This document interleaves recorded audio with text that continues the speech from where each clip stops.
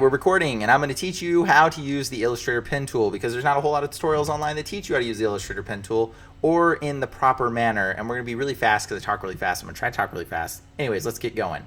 Illustrator, bam, here it is. If you go File, New, and you create a new document, you get this little thing right here. Click OK, bam, bam, you get this, right? Okay. So new document. I'm going to show you something really quick. There is a difference between, you want to work with some image. I got this image right here. I'm going to drag it in and we're going to trace it, and that's how I'm going to teach you how to use a pen tool. But we got to drag the image into the document, right? So if I drag the image off my desktop and I drop it into this document, it has a little X over it. That means it's referencing the image. The image is not actually in Illustrator. I just dragged it from my desktop into Illustrator. It has a little X over it.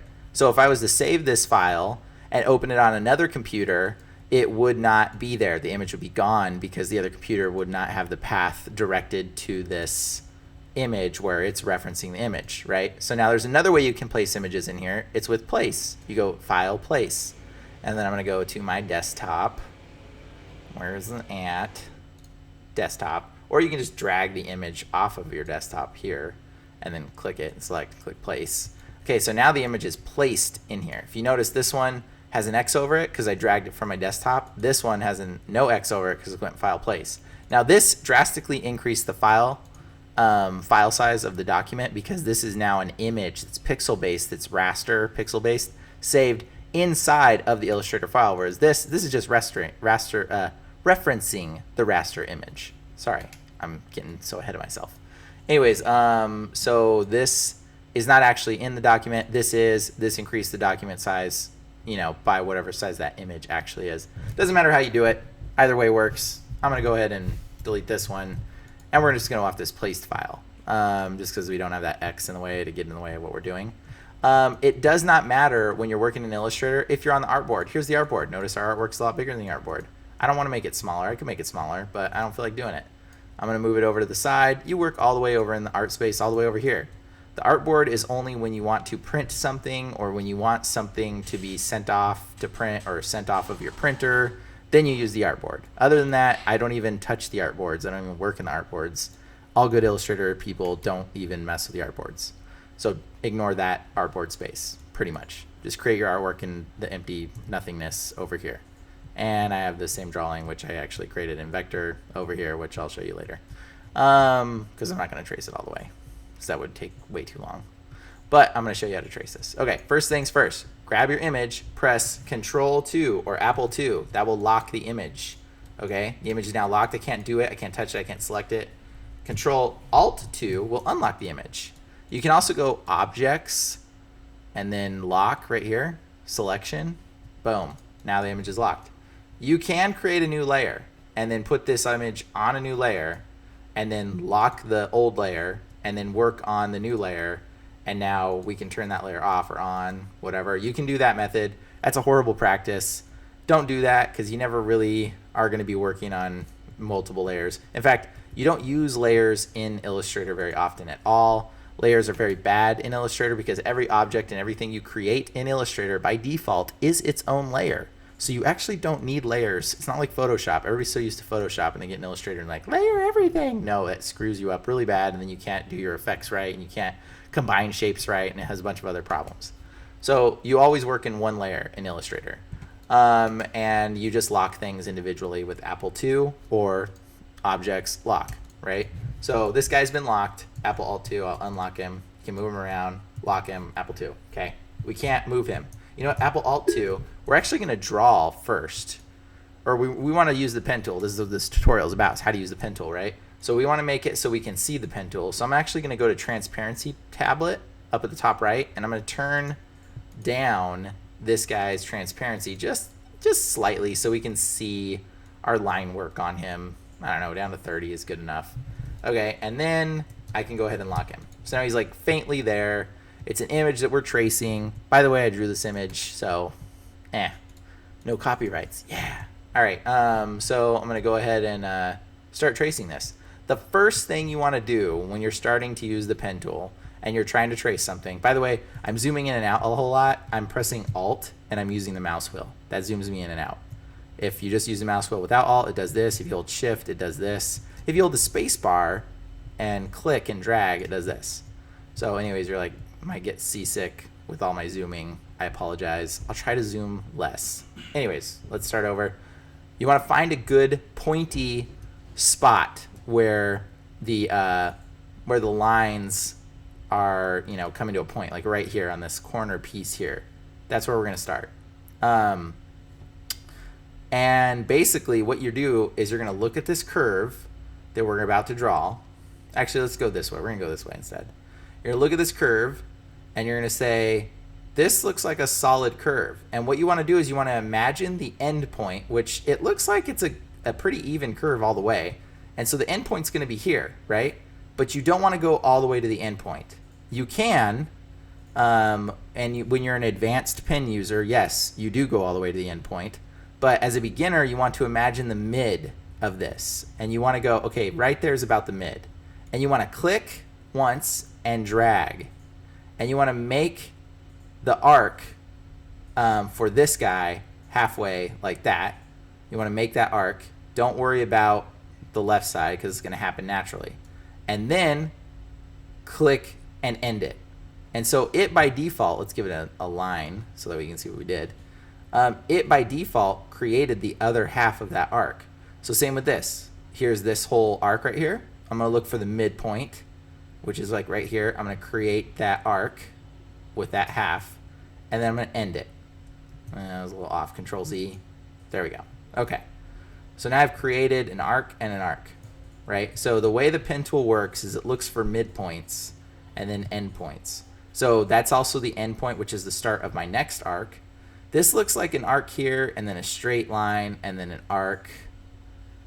I can just kind of, I can like wing it. This looks like too much of an arc right here. Like this arc is too tight, so I've got to do this one. I'm just going to go ahead and do this little arc here first, and go like that, and then end it like right here. Now, something to note.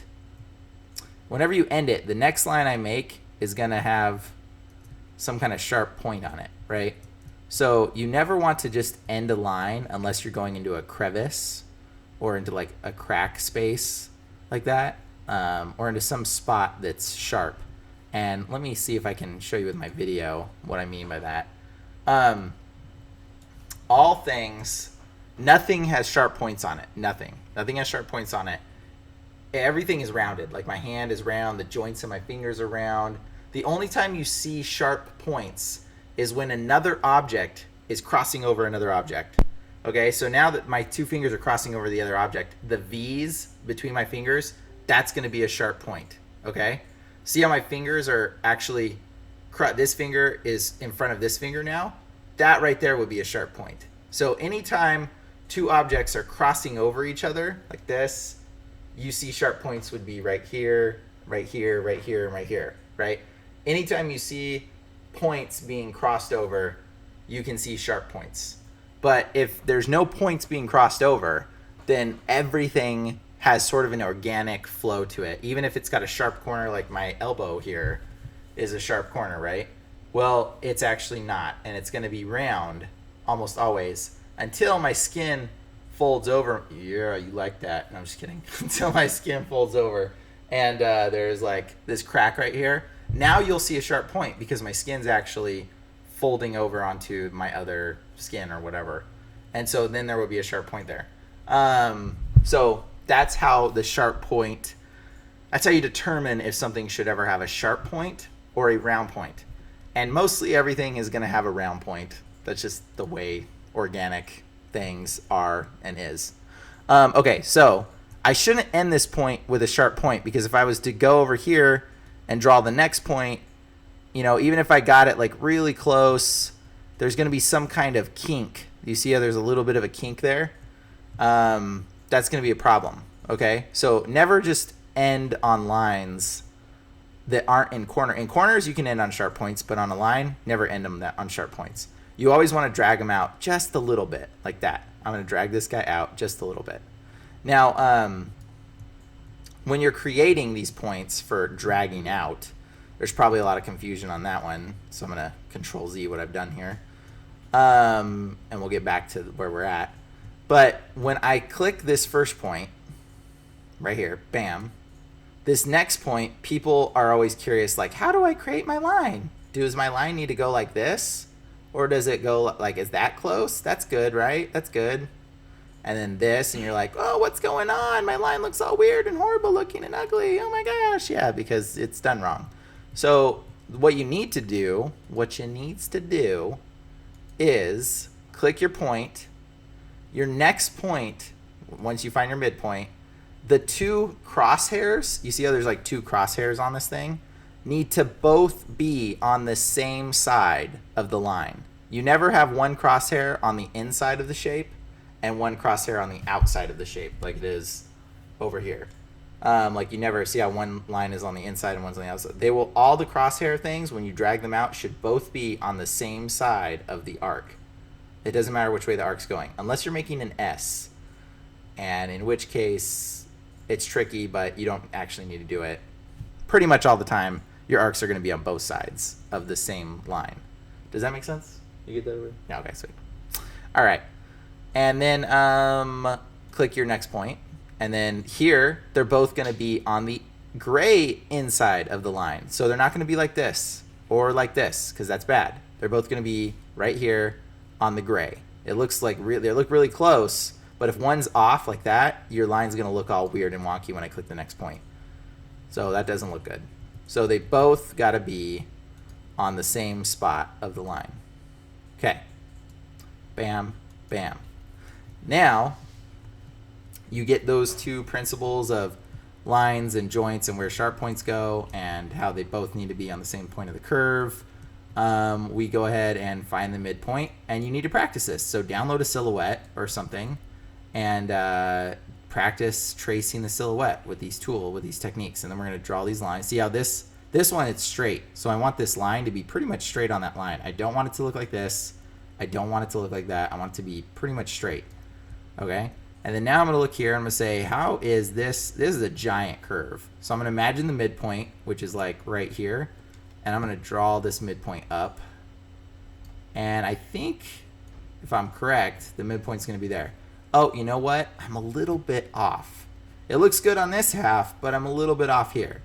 Now, there's a few things I can do. I can redraw the line and move my center point down more, because obviously I was not centered and that's why it's off. Or I can just try to fix it.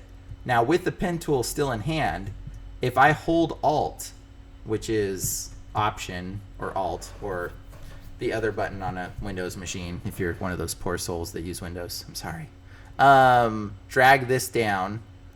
I can just grab this little armature and I can drag it down. Now I can break it apart too when I drag it down, because it actually breaks the line kink. So I can just drag this. So you gotta be careful when you're doing this though. But I can drag this line down just a little bit and bam. Now it's more accurate. Or if I hold Alt, I can actually redraw this arc completely. Okay? And if I do that, I can also move the point. Now I have to get the white selector to move the point. So the, whatever this is called, direct selector. I can move this point down to where it looks even. And then I can go back to my pen tool and then I can hold Alt. Oh, where's the point? Oh, there it is. Okay. Hold Alt and then I can redraw that arc. And I can say, it's more like, it's right there. Bam, look at that. So I just recreated that arc almost perfectly and then use the white selector or direct selector to move it over. Bang, there we go. I created that straight line. Now it's a combination of going between the pen tool and the white selector when you're using the pen tool to make your stuff look how you want it to look. And now there's a tricky thing you need to learn here in Illustrator. It's very hard to grasp the concept of. If you don't know what's going on, you're going to be confused. But if I choose the black selector and then I choose the white selector, and then when I press Command or Control, I believe on Windows, it will go to the previous selector tool I chose, which happened to be the black one. Now the black one can't grab points and move them. It will move the whole thing. Okay, so that's no good, right? So I want to choose the white selector, which is the direct selector, and then the pen tool. And now when I press Command, it will grab points. It will grab individual points because it's using the white. It's reverting back to the last selection tool that I used. So have the white selector, then choose your pen tool. That's how you use it. It's very important that you know that. I'm sure you're getting bored out of your mind right now and thinking, what is this guy talking about? I should come up with a joke. I'm sorry, I don't have a joke right now. But let's keep drawing. All right, so this is another technique. When you get more advanced, you can start doing, rather than trying to find the midpoint of some lines, and when the lines are small enough, you don't have to look for the midpoint. I can go, you know what, I can just go straight to the end, and I can draw that curve. Okay, now the other curve, when I want to come here, is going to do something like that, or why is it not doing that? You know, it's coming back this way. That's weird, right? But if I just click on the endpoint a second time, it cuts off that other half of the arc. Usually. There it goes. And now I can just drag for the second spot. So let's just redo that. So I'm going to click here. I'm going to click here and drag and create that arc with half of it. I'm going to just go ahead and click on that arc, and then it chopped off the other half of that arc. And then I'm going to go all the way to the end of this guy, and then I'm going to click on that arc and chop it off, and do this, and click on that arc and chop it off, and then bam. See how I'm just clicking, dragging, clicking. And so I'm able to manipulate this arc however I see fit until I get to a tricky spot where I think this is kind of like, it kind of comes out just a tiddlywink there. So maybe I'll do that, like just a little bit like that. And then it comes back in. I know that because I drew this. Anyways, but let's keep going. See how they're both on the same outside of the line all the way up to here. And see, look, this you would think goes to a point, but guess what? There's no crossing over of anything. So technically it shouldn't be going to a point. It should be round like that, just a little bit round, because everything organic is round. Now that's really close to being centered there, or zigzagged. So basically I'm just drawing away. And you know what? I think I'm gonna skip and just kind of draw like straight lines, but I'm being really shoddy with my lines now. I'm just drawing a little bit of drag. Just a little bit of drag gives me something to work with. And basically that's how you use it. So try to think if there's anything else I need to explain about how to use the pen tool. Once you've traced your shape, you want to close your shape. So for us, we traced it to that much. That's all we got. You want to go to the end and close it. Also, that's pen theory. One other thing you want to do as a practice to get good at pen theory is, I've got a few practices for you. You want to click and try to make a sine wave with 3 points. So 1 point, 3 points. 1 point, 2 point, 3 point, which is also 1 point, 2 point, 3 point. So this is a 3-point sine wave, and try to make it look even, and try to get used to your arcing, and try to make the joints where it's in the middle look smooth just by clicking. You can give it a little bit of a drag in the middle, just a tiny bit, to make it look smoother. Just like a little drag, and then do that. So usually I have my people practice sine waves, and they make sine waves when they first start. Another thing I have you make is circles. I know you can go to the circle tool and just make a circle, but that's not fun. We're going to make a circle with the pen tool. So you're going to start here, click a point, and you're going to go ahead and imagine like a quarter of the circle, drag it out, and then you're imagining half, and then lining up for the other half, boom, and then imagining the equal distance from this point to this point is from here to here. And so you're going to go like that, and you're going to drag that out, and then it should close and look beautiful. Look at that circle. Bam. That is not a circle, but it is close. It is pretty darn close. I don't want to show you how off I am because that would be embarrassing. Okay, now you can make a 2-point circle as well. You don't even need 4 points because that's a 4-point circle. We can just go 2 points and click and drag, and then click and drag, and then click and drag, and bam, we just made a 2-point circle versus a 4-point. Now I'm going to use the black selector and squish it till it looks like a actual circle. Ooh, that one's like prettier than the other one. Look at that. Okay, anyways, so 4-point circles are actually harder to make. The less points you have, the more smooth things look. Some people get in here in Illustrator and they're just like point, point, point, point, point, and I'm like, no, please don't do that. The less points you have, the better things look. You want to use as minimal points as possible, but also not so minimal that you lose detail, okay? So that's the theory behind it. And make some circles, make some 4-point circles, make some sine waves. Oh, lastly, make 2-point sine waves. So you just start in one spot, click, and then you click up, and then you just go to the bottom and click over. And then you go to the top and click over, and then go to the bottom and click over. And now make sure you're holding shift when you do these things, by the way, because shift makes your stuff straight. And make sure your lines are on. Like you've got this thing called Smart Guides. I believe it's under View, Smart Guides. Make sure that's on too. If it's not on, you're gonna have problems. And make sure, oh my gosh, make sure Snap to Grid is off and Snap Show Grid is off, and Perspective Grid, make sure that's off too, because there's a Snap to Grid in here that gets really annoying. Oh my gosh, if you're having problems with your lines not appearing properly or being in the right place, that's usually what happens. It just happens like automatically. You like hit one of the hotkeys to turn that stupid setting on. Like nobody uses that. Why is that even there? I don't know. Okay, so draw your lines. Oh look, I killed it. I killed my sine wave, but I'm gonna just hold Alt and I'm gonna recreate that sine wave. Bam. So if you hold Alt, you can just re-manipulate those lines. And if you grab the white selector, you can move them to wherever you want them. And if you remember white selector and then your pen tool, you can get both of those benefits by Alt and then moving it. And if you hold Alt and you grab the edge, you can break it and make like a tidal wave, I guess. I don't know. Tidal wave? Yeah, it's tidal wave. How many minutes is this? This is way too long. But anyways, and then recreate this arc here and move it up. How many minutes do you think we're at? Like 15?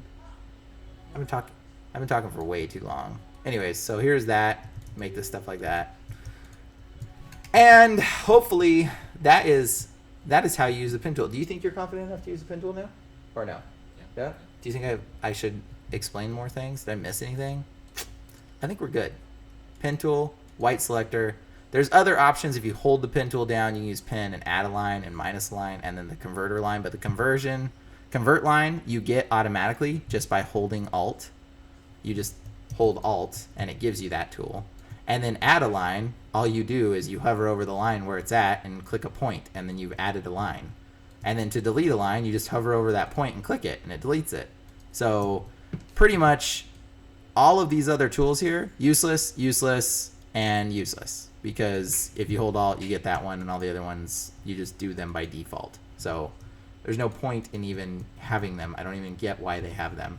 And then when you're done, you can Alt Control 2, unlock your image, delete it, and then go, bam, here's my image. It looks sweet, and bam, you've traced your whole image out. Before you know it, it looks like this, and you're like, man, I just traced that whole image.